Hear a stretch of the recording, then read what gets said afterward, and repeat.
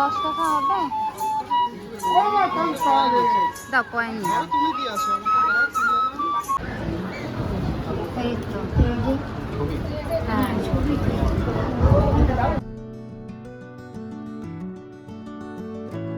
Hello everyone, কেমন আছেন সবাই? সৌমেন পাইলারিটি ব্লগসে আপনাদের সবাইকে স্বাগত জানাই। আমার গোপুসোনাও রেডি, আমাদের জিনিসপত্রও গোছানো হয়ে গেল। আমরা এবার বেরিয়ে পড়লাম। বাঁদিকে চলে যাচ্ছে তারাপীঠের মন্দির, আর আমরা চলে যাচ্ছি ডান দিকে। এখন আমাদের গন্তব্যস্থল হলো শান্তিনিকেতন। তাহলে চলুন যাত্রাপথ শুরু করা যাক। শান্তিনিকেতনে যাওয়ার আগে আমরা যাব কঙ্কালীতলা। সবাই কিন্তু সাথে থাকবেন আর দেখতে থাকুন আমার এই ব্লগটা। চলুন আপনাদেরকে সাথে নিয়ে শুরু করি আজকের এই যাত্রা।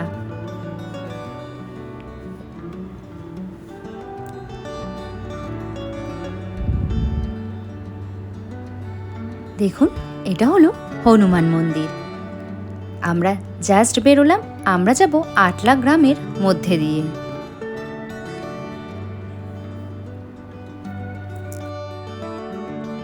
তারাপীঠ থেকে কঙ্কালীতলা যেতে সময় লাগে ওই 2 ঘন্টা মতন। এছাড়া আপনারা তারাপীঠ থেকে অটো পেয়ে যাবেন কঙ্কালীতলা যাওয়ার জন্য। অটো, টোটো, গাড়ি সব কিছুই পেয়ে যাবেন ওখান থেকে। আর এছাড়া আপনারা রামপুরহাট স্টেশনে নেবে, ওখান থেকেও সমস্ত রকম কিছু পেয়ে যাবেন। অটো, টোটো, গাড়ি যেটা হোক করে যেতে পারবেন। রাস্তা কিন্তু খুবই সুন্দর রাস্তা।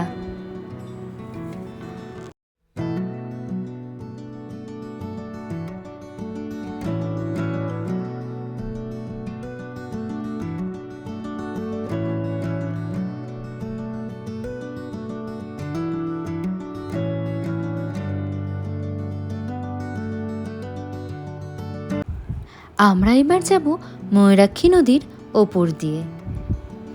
দেখুন রাস্তাটা একবার, দুদিকে নদী আর মাঝখান দিয়ে চলে গেছে সরু রাস্তা।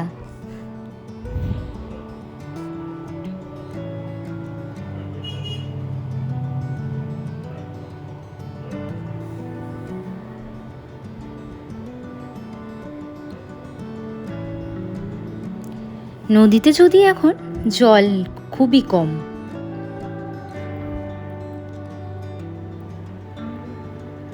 এই রাস্তাটা দিয়ে যেতে কিন্তু দারুণ লাগে।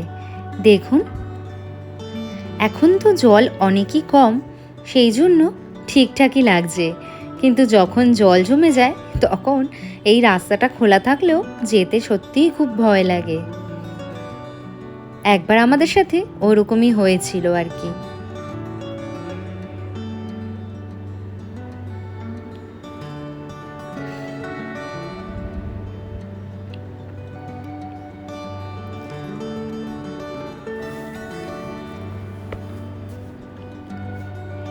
দেখুন মাটির বাড়ি, এই মাটির বাড়িগুলো দেখলে একটা কথা মনে পড়ে।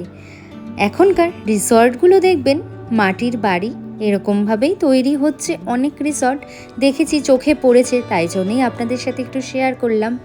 মাটির বাড়ি, অথচ ভেতরে রয়েছে এসি। ওখানেই আবার সবাই টাকা খরচা করেই থাকছে, যদি আমরাও পড়ি তার মধ্যে। মাটির বাড়িতে থাকলে কেমন লাগে সেটা খুব দেখার ইচ্ছে হয়, তাই জন্য আমরা এখন টাকা খরচা করে থাকি মাটির বাড়িতে। আর অনেক গ্রামের দিকে দেখুন কত ধরনের মাটির বাড়ি, দোতলা বাড়ি। রাস্তা কিন্তু খুব ভালো। আমরা প্রায় এসে গেছি। কঙ্কালীতলায় অনেক বড় নিজস্ব পার্কিং আছে।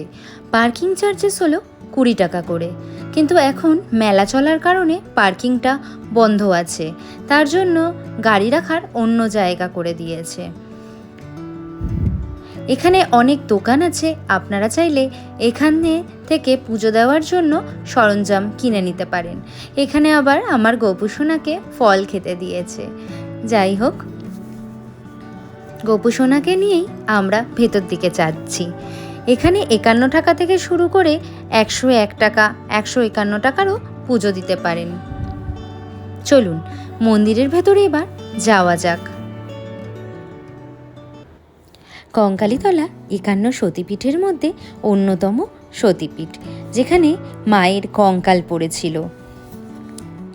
সত্যি কথা বলতে প্রত্যেকটা সতীপীঠ হোক বা মা যেখানে যেখানে আছেন, আসলেই না বুকের ভেতরটা এমন ভারী লাগে, মানে কিছু চাওয়া থাকলে তো ভুলেই যাই, আর কিছু অভিযোগ থাকলে সেটাও ভুলে যাই।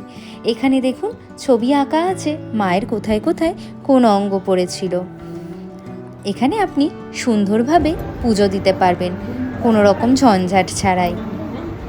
অনেক পুরোহিত রয়েছে, প্রায় 2-3 পুরোহিত মশাই রয়েছেন, সবাই ভাগ ভাগ করে নিয়ে পুজো দিয়ে দেওয়াচ্ছে।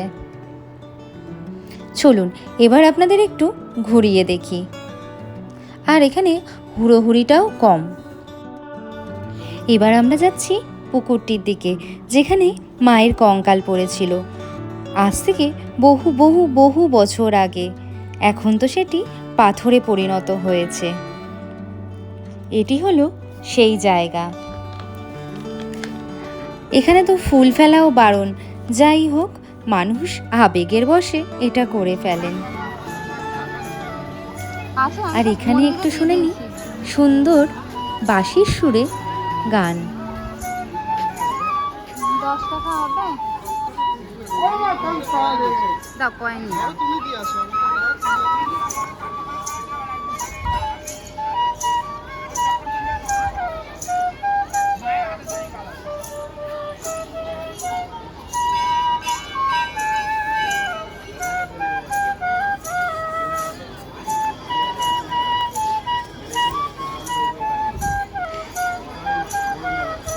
কেমন লাগলো আমার ব্লগটা অবশ্যই কিন্তু আমাকে জানাবেন। সবাই সুস্থ থাকবেন, ভালো থাকবেন, সাবধানে থাকবেন। আবার দেখা হবে আমার সাথে পরবর্তী ব্লগে। এবার আমরা এখান থেকে বেরিয়ে পড়লাম, যাচ্ছি শান্তিনিকেতনের উদ্দেশ্যে। খুব তাড়াতাড়ি আসছি সেই ব্লগটা নিয়ে।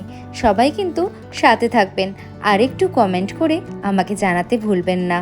আপনারা কমেন্ট করলে আমি আরও ব্লগ দিতে রাজি আছি।